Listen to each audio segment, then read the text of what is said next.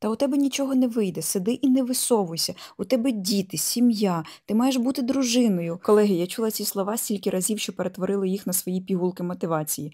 І чесно вам скажу, коли я вирішила відкрити свій перший салон краси в Києві, мене відмовляли абсолютно всі. Це був далекий 2017 рік, і кар'єра моя розпочалася рівно з того, що я була одна, перукар-ремесленник, без знань, без команди, який просто відчайдушно стрибнув у невідане. Тоді я не розуміла, для чого мені маркетинг, залучення клієнтів, CRM-система і взагалі якесь розуміння в бізнесі. Я просто не могла вилізти із клієнтів. Я днями і ночами їх обслуговувала, а також стажувала свою сестру, свого першого майстра. І вже в перший рік такої несистемної роботи я зрозуміла, що мрії недостатньо. Потрібно йти вчитися, здобувати знання і ставати підприємцем. І саме так я розпочала свою кар'єру в б'юті.